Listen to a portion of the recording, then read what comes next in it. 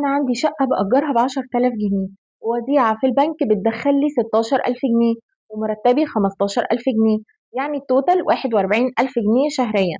مراتي ما تعرفش أي حاجة تماما عن ده. طب ليه؟ ده يعني في إيه ده؟ مراتك، مش حد غريب يعني. ما تعرفش أي حاجة تماما عن الحاجات دي. وجود الشقة والوديعة مش قايل لها عليهم. حتى مرتبي ما تعرفش أنا بديها كام، إن أنا باخد كام يعني. تمام، أنا بديها 10,000 جنيه ليا أنا وهي وطفل واحد بس معانا. الحياة صعبة، هي بتقول له الحياة صعبة وزود المصروف شوية. هي عندها حق، هتبقى الدنيا صعبة وأنا بحوش. اللي هيبقى كل ده أنا بحاول أجيب بيه جنيه دهب كل شهر. أزود ولا إحنا زي ما إحنا؟ يعني إيه زي ما أنتم؟ مش فاهمة. دي حاجة، يعني أنا مش شايفة إن دي مشكلة أصلا. أنت مش لازم تجيب جنيه دهب كل شهر.